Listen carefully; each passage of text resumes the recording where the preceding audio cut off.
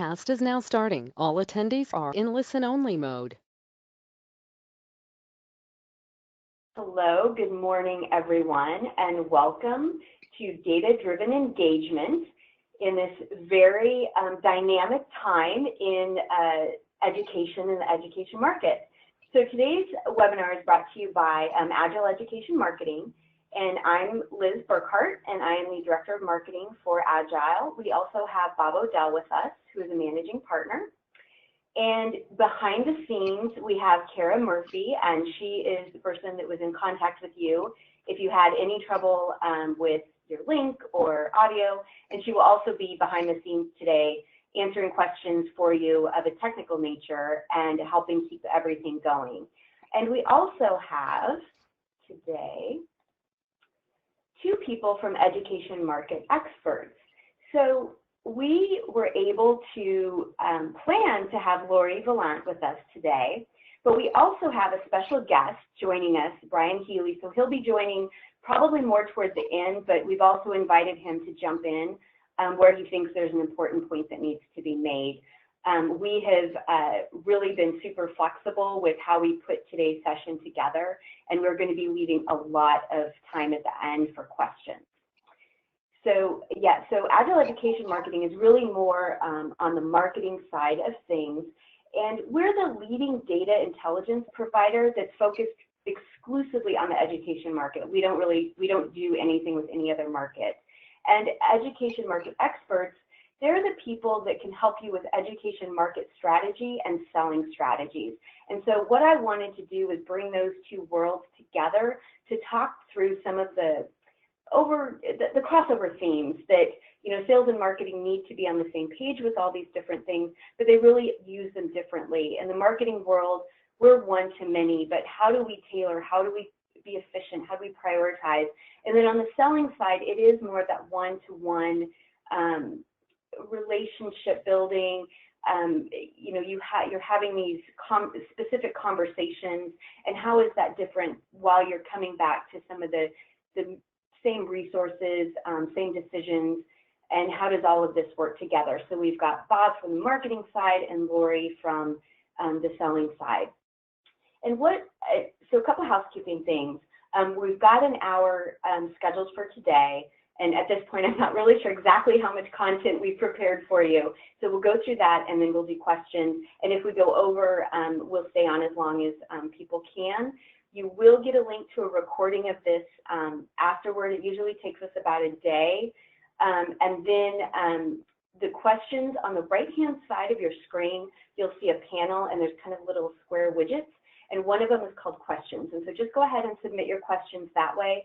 If you need assistance immediately, you can chat Kara Murphy, K-A-R-A, and she can help you troubleshoot if you know, your audio's down or, you know, your screen goes blank or any of those kinds of things. She can kind of help you get reset up, troubleshoot, but also know we are recording this. So also, as you know, everyone's working world has changed. I'm sure many of you are home with spouses and partners and children maybe, or, you know, maybe you're by yourself and this is, you know, a quiet time for you, but for many of us, that's not the case, and we understand. So if you get interrupted, again, we're recording it, no big deal, don't worry about it. You can watch it later. So thank you all very much for taking the time to join us today. We appreciate it. And we're going to get started. And so the way we're going to do this today is a little bit of a hybrid presentation and panel discussion. And I really wanted to set the stage. So I will start first with some of the things that are happening in the market, and then some of the major just key items of knowledge that you just have to know about this market. But everything is even more pronounced now that we have this current pandemic and how it's disrupting everything that we have going on in our world and in our schools. So some of the things as we were preparing, we were like, okay, what does this mean and what can we share about COVID-19? The first thing is on the Agile website, you can actually find a list of schools that have closed, and it's actually getting very close to 100%. But as schools reopen, we will continue to do our best to find data sources to keep it updated. If you're a current client, that can actually just be a part of your data feed, and it'll be integrated into your systems, integrated into Data Explorer. If not, there's a flat file that you can pull and make use of there, and we were updating it twice a week. So Monday morning and Thursday about midday afternoon, it's available for you. But what else can we help you with? So one of the things is district offices. Some are open, some aren't. From a marketing side, probably doesn't matter so much. From a selling side, definitely matters. But that is something that is, they might have limited hours. Just know that there's no one way that a district is handling that. Principals and district staff are working, but and their main focus right now is getting work done and staying connected with each other. And there's this learning curve that everyone all at the same time is trying to figure out and learn, and they're not physically located together. They're at home, they're juggling, and it's challenging. So how can we be supportive of what they're trying to accomplish? And one of the other points that Lori brought up yesterday when we were talking about this is we have to really consider that each school is in a different stage in their sophistication, their ability to access the right tools, the right learning tools for students at home. So for my kids, super lucky, we have Google Classroom, and it's really seamless. My son just logged on to Google Chrome, and he's like, oh, this is easy, and he just started doing stuff. It's very different with other schools, and it's inconsistent and all over the board. So Bob is intimately familiar with our data on the Agile side, and throughout today, he'll kind of be bringing up different types of data and data sources that you can kind of use to help gauge the level of sophistication and how much support a particular school can use. And what we've asked Lori to do is really talk about, some of it, bring it to life for us. How is it going to be different when you're sitting down at the school preparing to have a one-on-one conversation? And that's how we're doing today. But these are some of the things and considerations that we were thinking were important for all of us today. One of the other things that we've experienced and might affect us today is everyone is doing video conferencing and using the internet more. And instead of, one person working from home, now there's two grown-ups trying to work from home and 2 or 3 students all in the same bandwidth. And the internet and accessibility and connectivity is compromised in a lot of cases. So I think that's something we just have to consider and deal with. And can we tether on our phones? So that's just something that we've experienced, and looks like everything's good for us today. I was a little concerned that we might have a problem. So just keep that in mind as well. Sometimes text could be delayed, messages could be delayed. Anticipate that and just act accordingly. But let's now move into some of the nuts and bolts stuff that initially we had planned to bring up during today's session. So cluttered inboxes. So what I want to do is just set the stage from some of the information that we have when we analyze our data and some of our campaign stats that we have, and really just bring up a couple points. I've got 3 points that I want to make. Teachers are busy, educators are busy, but there's a big difference in how cluttered a particular inbox is. So here you can see that on the left-hand side, these people get about 1 email message for every 5 that the people on the right see. So who do you think is going to be more in a position to open, read, and consume the information that you're providing? The people on the left. And those are titles that you may not have considered as part of your communication mix. And I think that everyone should really expand to a much bigger audience when they're doing their marketing programs and contact strategies. So how do you find the right contact? So there's thousands of titles in our database, and I'm sure, Lori, you can talk to all the different people that exist in a school and help make decisions. So here, can I just interrupt just for a second? Yeah. Can you go back to the slide before? Yes. As you were speaking, this reminded me of something. Superintendents don't read their own emails unless they're in a very small district. They're always filtered.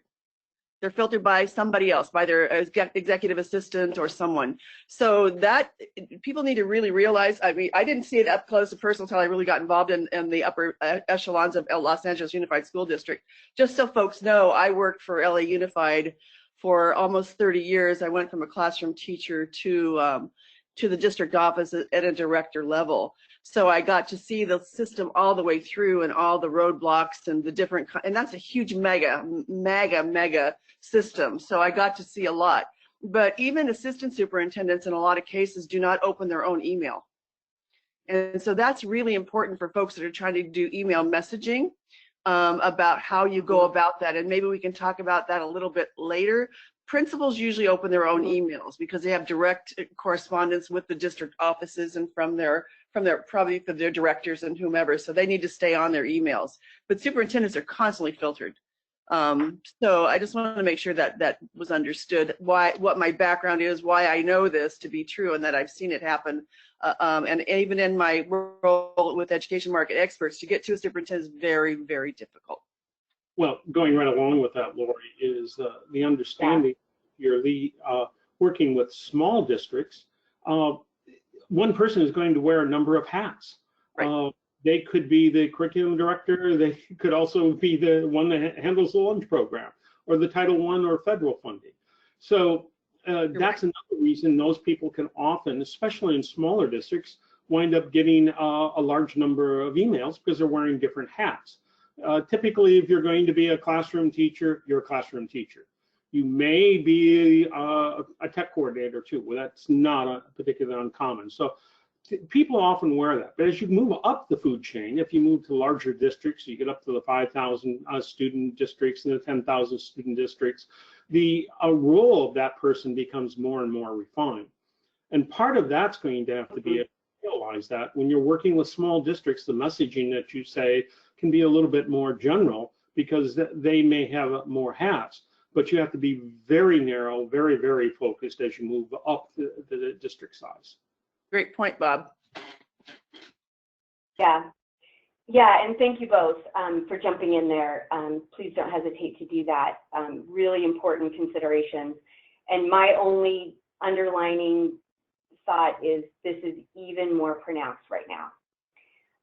So how do you figure out who are the right people and how can you really feel comfortable not going beyond the principal? So we've done some research, and so I pulled this particular data point from an ed tech survey that we did that I think really illustrates what we're trying to say. Classroom teachers are very active in decision making, and so this second set of data you can see is, do classroom teachers offer input to the tech leader? And when you look at it from the perspective of urban, suburban, and rural districts, it's pretty even.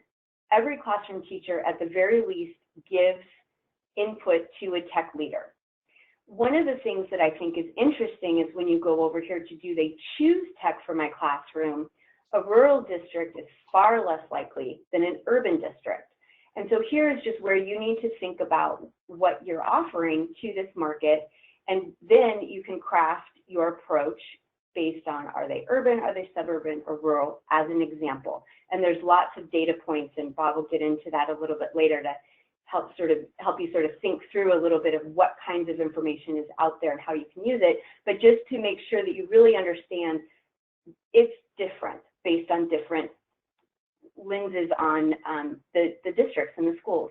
The other point that we found when we did this research is we have what's called an ECI, an Education Climate Index, and it's a mix of things like funding, enrollment, student-teacher ratio, and some socioeconomic factors of a particular school, and we index everyone high, medium, low.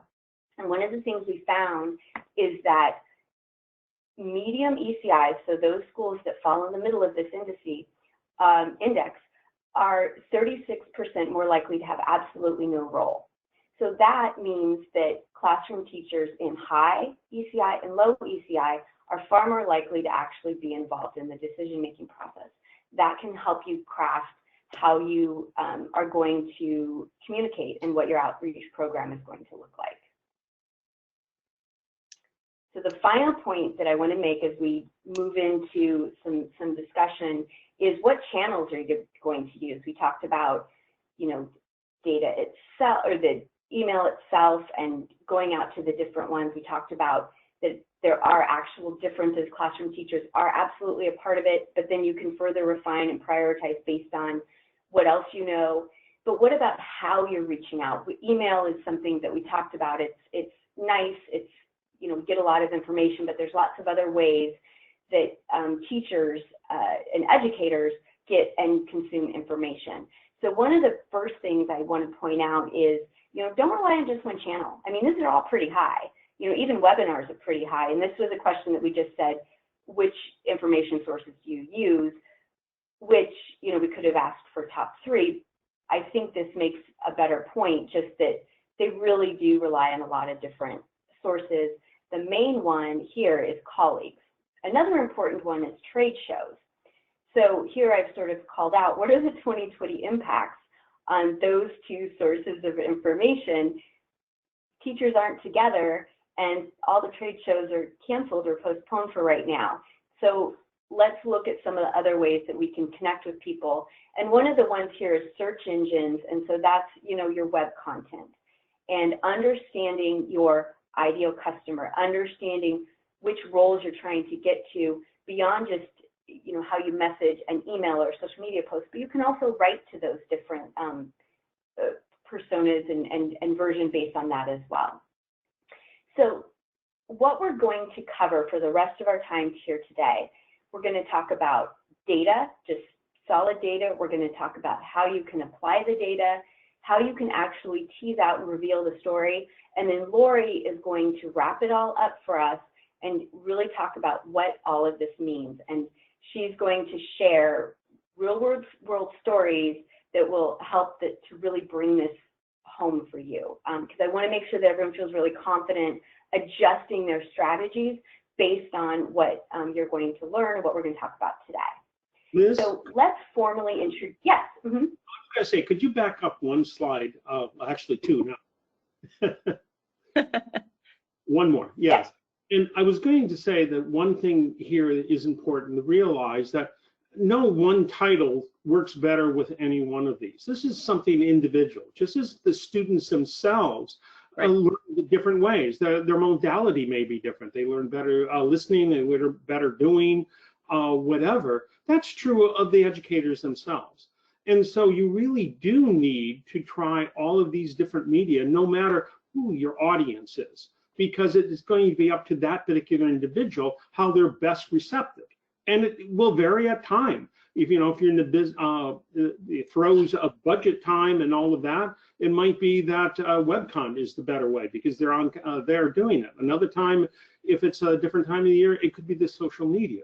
So you have the individual modality that that person is used to and likes to get information, and where they are in the frame of reference. So don't underestimate any of these. They are all important in reaching the market.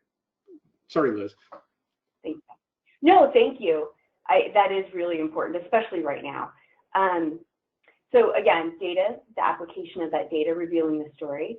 And Lori, you're going to bring us home with what it all means, and then we'll get to everyone's questions.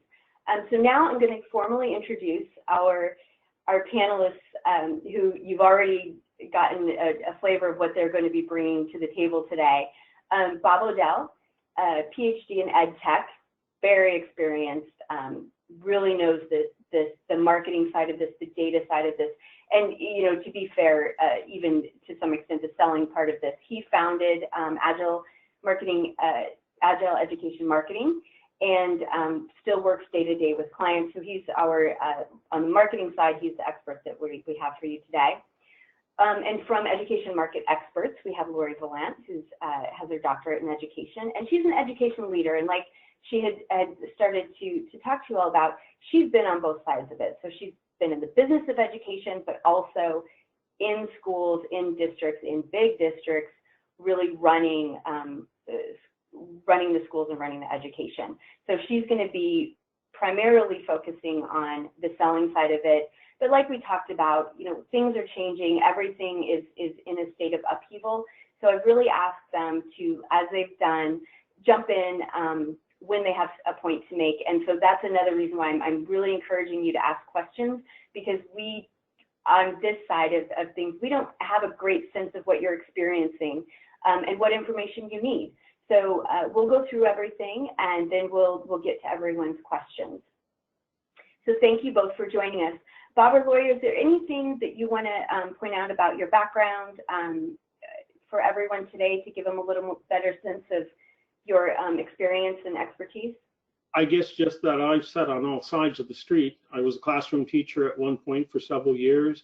I was a teaching consultant for teachers, helping them get into that. I've sat in the publishing industry and in the tech industry. I've had many lives over the years. So I, have a view from a wide variety of vantage points that I think are particularly appropriate as we move into this area here. Well, Bob, I'm with you. I'm old and I have a lot of experience. Oh, it's paying off, Bob. For me, I started out I have a degree in health education, but I actually went into high-tech business way back in the, I guess it was the 70s and 80s. And so I was in semiconductor sales and technology for quite a while and really learned the importance of meeting the customer and helping the customer where they're at. I was also a bartender and a cocktail waitress, and the same thing. It's the same thing. You have to find out what your customer needs and figure out a way to get it to them, right? So I learned a lot about customer service and clients and dealing with difficult situations. From then I went into education, became a high school teacher, which I absolutely loved. Again, meeting the needs of your clients. What is it that they need? How are you going to find it? How are you going to get it to them? And then I went back to school and got my doctorate at UCLA in educational leadership and went to the district level and still was a troublemaker. I've been a troublemaker my whole life, trying to push systems to be more responsive to students and to teachers and to families. So my background really is about pushing systems to be responsive, no matter if it's a restaurant working with a cook or if it's a LA Unified School District working on policy. So my attitude has always been the same. The venue's been different, obviously. But so that's sort of where I come from. And now with education market experts, it's interesting how you don't realize what you know until you get out of the situation you're in, and people like they need to know what you know. And so Bob, it's really great. I mean, I think Bob probably has that same experience, is that we've been around a while and we see this from multiple perspectives. And the stress test that's happening to the system right now is really revealing. It's very revealing. So even though people are nervous about what's going on, the stress test will reveal what it is that needs to get fixed. So in the uncertainty of our time, it also is revealing to us what we need to do, how we can step up to serve. So that's sort of my background, probably more than you ever wanted to know, Liz. But but that's where I come from. Or it'd be fun to sit down and take some of the data we've got and see some of the insights we could get out of that. Because I know as I sit down, I start drooling over some of the things we're looking at and figuring out and some of the trends that are going on. That would be fun. Bob, you're my guy. I know. Gosh, this is a very interesting, fascinating time. So thank you both. And then just for the audience, we also have Brian Healy on the line, and he's a last minute addition, and he is, another selling expert. I would say more of a business background. So we've done everything we can to get all the experts pulled together so that you guys can get some answers, get some insights, get some advice. So let's go through some of the other stuff that we had were thinking about sharing. And, like we talked about, whatever, we need to share, we will. So the data. So Bob, I'm going to start this off with you, but let's just kind of frame up for everyone, basically how we think of data. There's three major buckets. There's your customer data, which helps you to understand who's bought what, how long ago they bought it, how long they've been your customer, and how valuable they are, how much they spend with you across which product lines, those types of things. Your house list is more about the activity and the engagement and where they are in a current selling process. And it could be on the marketing side, it could be on the sales, it could be a mix, as we all have kind of learned and come to just work with. It's not linear. and you will have, it's truly activity, sales calls, as well as marketing visits to your website, opens on an email. Are they following you on social? Those types of pieces of information and how they all fit. But then third-party data, and this is, you know, where Agile education comes into this. It's more than just pulling a list. And so we like to think of it as it's a way for you to clean up and complete the data that you already have across your customers, your marketing data, and your sales data, but also access prospects. And so, Bob, would you want to get into data and, you know, changes that happen, and what's the deal with high quality data? I thought you would never ask. Let me get into, yes, data is actually very, very important. You need to understand who your client is. And so at Agile, we have several hundred data points on schools and personnel, way, way more than anybody could use. Even Lori couldn't use everything that we've got on here, and she would really be a good consumer of all of this. But you need to focus in on what all of the what the characteristics are important for your particular client. We help more than just, you know, helping you identify prospects and then appending information to that. One of the things that you have to realize as you're working with data is this is a very, very dynamic market. We've identified that the education marketplace is turning at a rate of about 20% per year. If you are not going through your data, cleaning that data out, you are marketing and wasting time and money going after people that are no longer there. And that's a waste of time and money, and is going to lower your ROI. In the email, that's going to hurt your reputation because you're going after people that are not there. So you really do have to take a look at your in-house list, make sure that those are clean. Every 6 months to a year, you need to be cleaning that out, and then appending the information. We help on both. We will help you get the information, apply it to your house list. It's important to know, is this a large district or a small district? How you're going to talk to a large district is much, much different. And Lori can talk about the kind of messages that are different there. Is it a Title I school? Or is it a non-Title I school? Again, their needs are going to be different there. Trends. Is it a school that's growing, or is it a school that's getting smaller? That's going to tell you about the type of resources they may need. What about their performance of the school? Are they in need? Do they have challenges that they've got to work on in math, science, or whatever? Or are they really getting it out there, in which case you craft a message. There is no one message that you can put out there. And one of the things I will tell you today, with the challenges that we have right now, if you have a message that you've been putting out, you really need to examine that message. These people are incredibly busy, and you need to be helping them focus, getting the things they need to solve the problems that they have in front of them today. And interestingly enough, that's how you should always approach it. How do you help them solve the problems they have today? So this message that you have is going to change as time goes on. Lori, I didn't mean to step on you. You probably got a lot of things to say into there, but data is very, very important. You need to segment your market, know what works in your market, who your characteristics of your clients are, and then go prospect. Who looks like my current customers? And then once you've kind of worked that through, is okay, these people that aren't my customers, is a way to make them customers. How do I tailor my message? So it's all about segmenting properly, targeting, and different messages for different people. I totally agree, Bob. Thank you, Bob. Bob and I are new best friends. It's interesting because we come at it from different aspects, but we agree on so many things. One of our clients at Education Market Experts is pretty innovative. They're doing a lot of innovative work. So we used Agile to help us figure out where maybe new superintendents are coming in that want a signature program for them. So they're more, I think we strategize a lot using the Agile data about where is it that there may be some change happening, and in that change, a superintendent may want to introduce something new that is their signature. I'm sure that a lot of the people on this call have seen that before. The old goes out and the new comes in.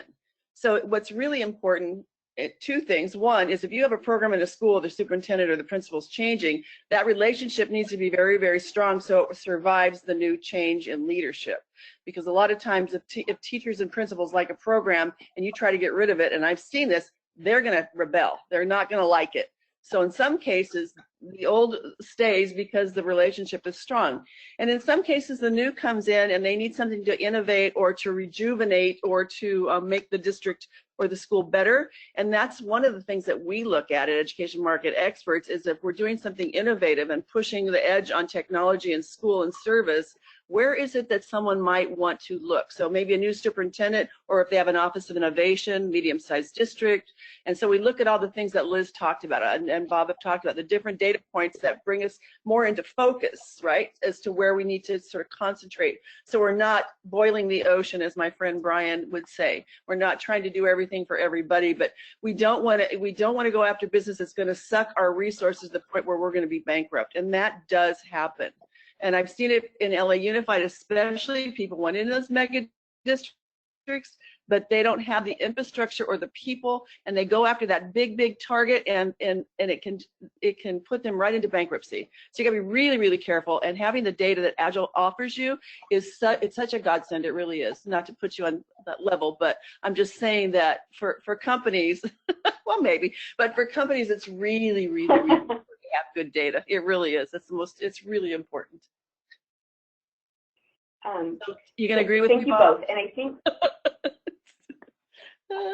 we all agree. Okay. For sure. So I think that you two, because everything that we're talking about today is very related, some of the things that you were just bringing up really fit into how you apply the data to your business. So some of the things that I think of, and I'll give you guys each a minute to give a little bit more about how you apply the data. But to your point, Lori, like you have to make sure that, the flip side of what you're saying is you also have to make sure that there's a large enough group of schools, districts, teachers, programs in existence that can actually support whatever it is that you're offering. And so it's market sizing. Is it large enough to address? Also, then it's that you need to get the right, sales territory planning. How complex is the sale? How many reps do you need to serve? How many, customers? How many, prospects? What does that look like? And you can plan accordingly if you have data and information to help you know these different things. And like Bob, what you were saying, right, is the school or district a good fit? Do they have a STEM program? If they don't, and you're new, it might be better for you to go to schools that already have a STEM program versus going out to schools who don't and trying to support them and help them through that process. Then at the end, get them, into what your service, your product. And then defining your ideal customer, and then who's new at my accounts. And Lori, thank you. You couldn't. No one could have done a better job of really highlighting why that's important. The other thing that I want to pull together here is Bob had mentioned that we see 20% change in the in our file every year. It changes all the time, and this isn't a change that happens at the beginning of the school year, at the end of the school year. It's throughout, and we update the data quite frequently. So in applying this data to your business, Bob and Lori, like what other considerations and what other scenarios and questions should businesses be asking and using data to help get the answers and information? Well, taking it a little aside, a little digression for a second, and coming back to that particular question, I think one of the things the people have to do is you've got to manage your growth. There's a concept out there that we really tell people don't do, and that is spray and pray. Throw everything out there, everybody else there, and try to see what comes back. One, if you're successful, you're not going to be able to manage that particular, and also you're not going to have tailored message. You really need to concentrate on your ROI, on what's going to be successful. So tailor your message, tailor your segment, find out what's working. Who are your customers right now? looks like that and how you can get into it. And then start asking yourself some questions about, where change could happen that you might be able to take advantage of it. When a new superintendent comes into a district, that district is going to change quite a bit. That's a new person. They're going to bring in new personnel at that level. They're going to have a new educational philosophy that's going to carry on down. At a little bit more of the micro level, that's true of a principal. A principal is going to set the tone for that building. These are both opportunities and danger. If you are in that school and the principal changes, you've got work to do to maintain that customer and keep them going. If it's a new principal and you're not in that school, that's an opportunity to show them how good you are. So those are, different messages. It requires a lot of work, and there's a lot of data out there. You need to focus in again on what's important for you, but keep trying different things. Don't get so locked down in that, yep, this is the way we do. This is only the way we do it. You have to keep stretching yourself, keep learning. I try to learn something new every single day, and it's just the way you've got to be about that. Lori? No, I totally agree with you. What did you say? It was spray and pray? I love that. We call it don't boil the ocean. Brian might be a little bit better at really focusing in on this, but with our clients that we have, we really try to think about all these things with them. We give them the big picture, then we narrow down, because the size of the market is huge if you look at educational spending in education. But for your particular, what you're trying to service or a product you're offering, boil it down. What are the funding sources? Where is it that it's hot? So using the data from Agile really helps us focus. Now, that doesn't mean if a lead comes in, you ignore it.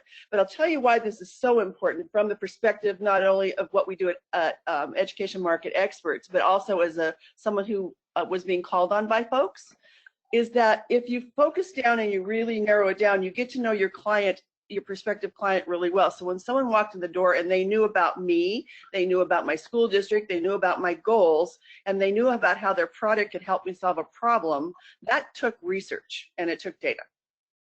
That's not just, you don't just pull that out of the air. You have to actually focus. And so it makes the opportunity, the door open a lot, probably more often. And then once you're actually in front of or talking to, it really focuses your message. So that is really, really important. And plus, the last thing I'll say, Bob, you can cut me off at any time. Your reputation is the thing that is most important. Because I'll tell you what, and it's not just your reputation as a company, but my reputation inside a school district of bringing a product or service in, if it's not good, it's not supported, it's me on the line as well. So it has to be a partnership. It has to be a partnership with what other client you're calling on. Here's Brian. He's going to offer some more words of wisdom. Yeah, hey, good morning, everyone, or good afternoon. I'm Brian Healy. I'm business partners with Dr. Lori and also Barry Swihart at Education Market Expert. One of the interesting things that through my 30 years of building various educational publishing and educational tech companies, I've hired and built and led over 300 educational sales leaders in our pre-K through 12 space. So I've been doing this a while, and what's one of my favorite sayings is, today's teacher is going to be tomorrow's leader or administrator. So going back to Bob's earlier there's 20% attrition each year, right? Well, that may be even higher at the teacher level, but having good solid relationships with both influencers and decision makers is important, because at some point in time, a principal will probably bump up to the district office. And if they're going to leave the district and go to another district, right? If they value the relationship, they're going to bring you along. So it's really important.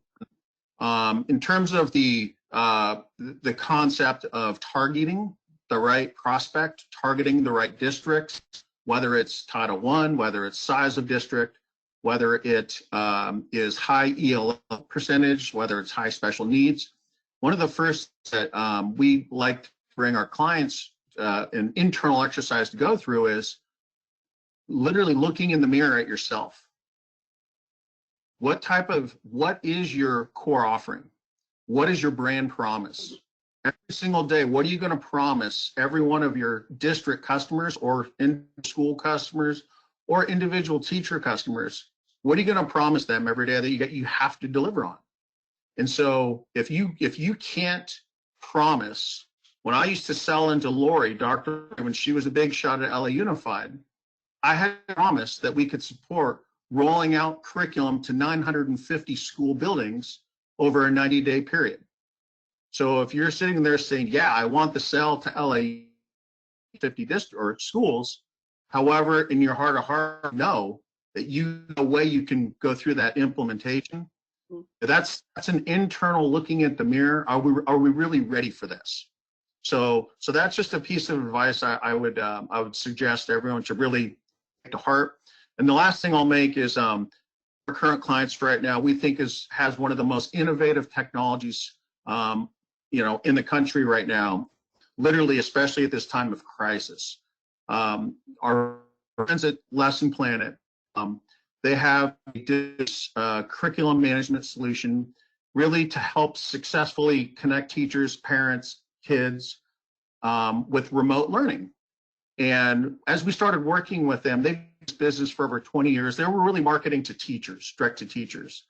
But really, they've been trying to swim upstream to start and selling to school districts.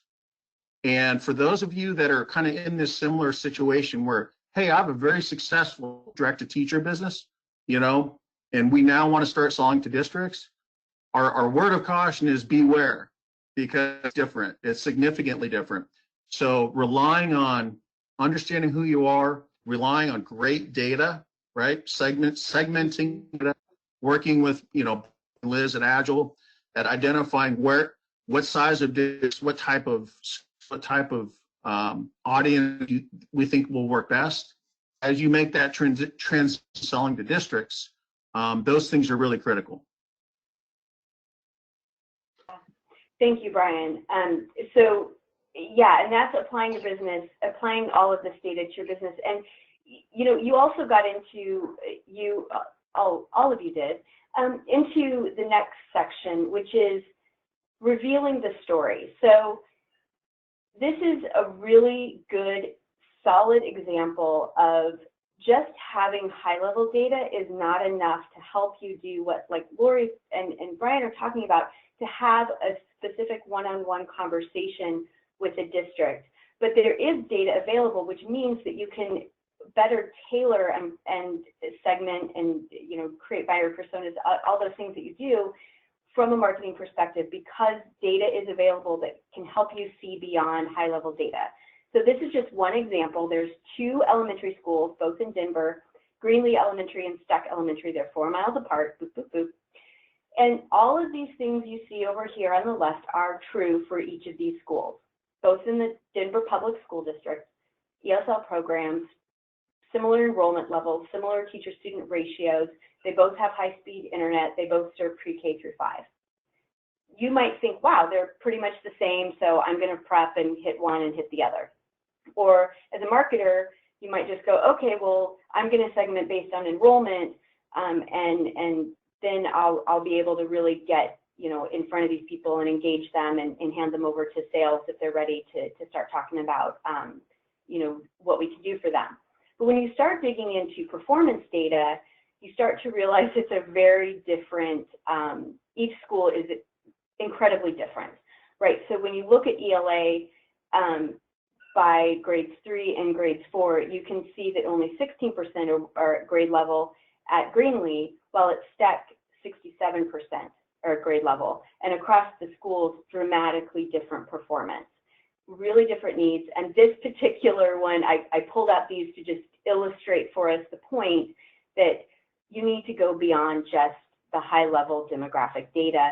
We actually have, you can find it on our YouTube channel, a whole presentation about this, implications, and how you can craft your approach and really support these educators, prioritize, understand that these are not a good fit versus those with some of these deeper data offerings that exist.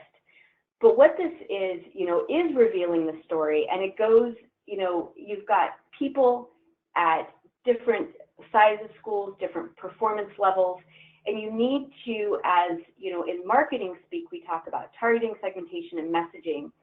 And on the sales side, it's prepping for that that presentation. So, Bob, what are other deeper data sources, and how can you use information and data to reveal that story and start to better target and segment and message?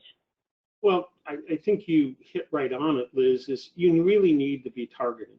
Again, as you were talking about, if you have a product that is helping with performance, then you are going to want to take a look at the performance in that school.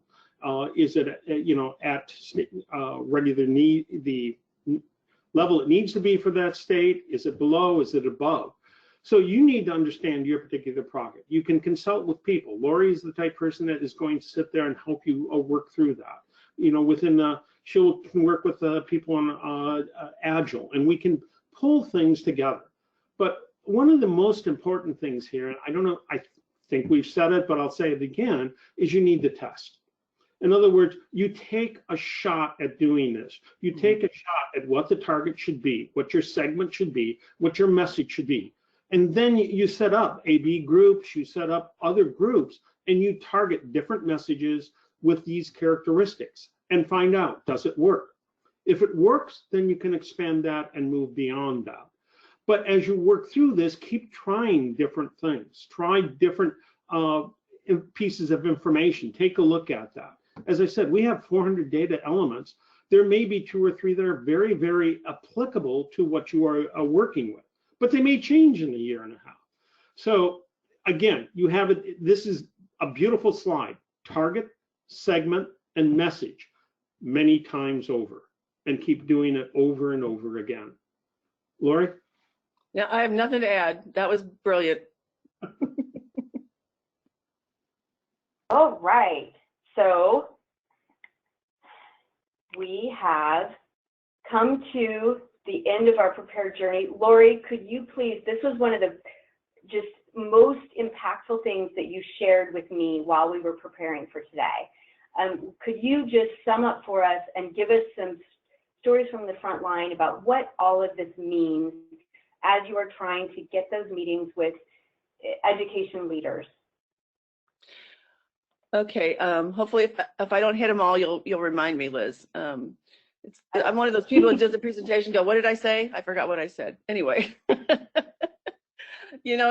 thing about understanding the need, it's so important.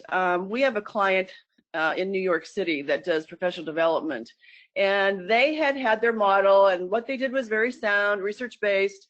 But then Brian got a meeting for them with the chancellor of New York City schools. And what he told them somewhat fit what they were doing. But what he was telling them is, I need something on equity. I need something on English language learners. I need something on standard English learners. So they were able to understand what the real need was, not what their perceived need was, but from the top of the district, what is it that the edict is that is coming through the system that they need to be able to address in order to walk into more schools in New York City, which was a huge, big market. So that's really important. We have another client that Brian talked about, which is Learning Explorer. And they're in a phenomenal company, very nimble, doing great work. But what the feedback they're getting from their clients is, we need more support for social emotional learning. So we're not seeing enough of that in your product offering. So understanding the needs of the client is extremely important. So when you're messaging, you're checking those boxes. And I got to tell you right now, equity is the really hot button, and so social emotional learning as well. But how is it that you can, in your RFP, when you respond to an RFP or you're making a pitch, hit the hot buttons of the district? So know what they are. Now, how do you do that? Well, I would go on the website, number one, and I would look at what their mission statement is, and then I would also kind of search through maybe some board meeting notes and see what it is that's being brought up continually. Everything's pretty much public. So, but from my perspective right now, I would say that equity is huge. Even if you're a data company, or even if you're selling an SIS system, whatever you're doing, you have to show how you're bringing equity into the system. It's really critical. And then Bob talked about the field testing. That is extremely important. Make sure you go to educators or people in that system to get feedback. It doesn't, I mean, you know, people that are in education say, what do you think of this? And get a wide variety of opinions. We had a prospective client that came to us at Education Market Experts and wanted us to help them, but their product, I don't know if they ever talked to a teacher. It's like they were presenting something that actually wasn't going to work in the system because they had an idea and they thought it was a great idea, and maybe their mom told them it was a great idea, but they didn't go out and field test it, and they spent millions of dollars, which is sad. We don't want that to happen. So that's really important. And the last thing, word of mouth, is extremely important. Your reputation is gold. Your relationship with your clients is gold. The reason I work with Brian now is because when he called on me, he was ethical, he was supportive, he told the truth. Even if the news wasn't great, he told the truth. And so I trusted him. I trusted that Brian, as when he called on me, right, was going to be ethical, and he was going to do what he said he was going to do. So of course, when someone calls me from another district and says, who do you know that? I said, Brian Healy, go with him. And it's the same thing with principals. Again, in New York City, the reason this one company they weren't getting as much business, and the principal said, I can be a great spokesperson for them. I just need the venue and the opportunity. So they had some really great clients, but they need to figure out how to use that word of mouth to further penetrate into the system. And I got to tell you one more thing about word of mouth. If you don't make it right the first time, they're going to tell the next person as well. So you got to, even if you mess up, you got to fess up and fix it, because you never know where that person's going to show up again. Like Brian said, that they can go up and they can take you with them. So I'm a very pragmatic, real person, and I just kind of tell it how I see it. But those are the things that are really, really important.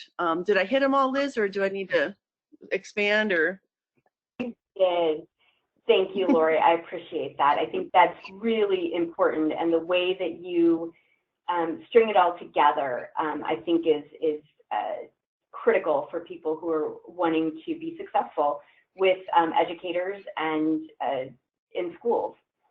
So we will move to questions, and this is what, Brian, one of the ones that is on my mind, and I think everyone's mind, and I'm hoping you and Lori and Bob, please chime in. And I've been sort of watching the news and everything, but are schools spending now? How is this affecting funding? How is this affecting the pocketbooks of the schools in the U.S. right now?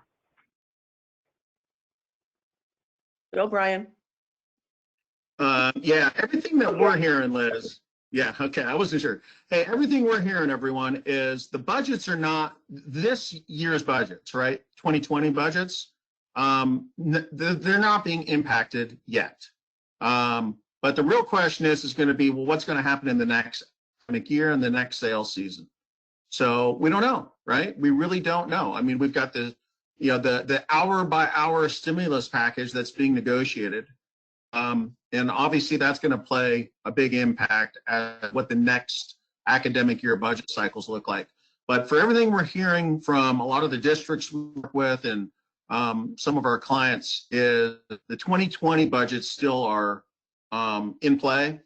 And, it's a new world as remote learning is what every state is now dependent upon.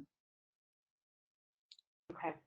Thank you, Brian. And I've heard similar things as well. And I imagine that is just first and foremost on everyone's mind. Kara, I see a couple questions, so I'm going to go ahead and move to these. And then if you've got other ones, I just chime in or stop me. So to probably, I guess, to all of us, how do you start marketing to a newly interested company when all of this is over? So like during back to school, do you guys have any thoughts on how to start the conversation with people? What about the aftermath? The wait and see. Do you have any thoughts or guidance for companies right now? I guess one thing I would say on that is first of all, don't forget to do your homework and know who the district is you're talking to. If you kind of walk in and ask them to tell you about themselves, they're going to feel like you're wasting your time. Why didn't you do your homework before you saw me? So the rule of knowing who the customer is and, you know, the size of the district, some of their plans and all of that. I mean, we have a product called Ed and Tell, which is kind of a self-reporting system where we understand what districts are working on, you know, knowing their enrollment, their trends and things like that. So understand who your client is. But at the same token, it doesn't help to say, what's today's problem? How can I help you with today's problem? That's a little different question, and I think one that would be viewed as a good opening to get started. Brian, Lori, is that an approach? Go ahead, Brian. Yeah, with it, yeah, certainly, Bob. Yeah, I mean, being a, you know, starting up after we get through this crisis that we're in, assuming everything gets back to normal, we get back to a normal marketing and sales cycle, you know, really partnering with districts and schools. The only other thing I would add is, as Bob said, you know, understand who your district is, understand who your buyer is, understand what you are really good at. You know, you got to deliver on your brand promise, right? And the two big things that we always come across, you know, it's the big two, especially if you're providing any type of content you're trying to sell into schools. Typically, the first two questions out of it, whether it's a principal or a district level admin, is, show me the proof. Who else is using this?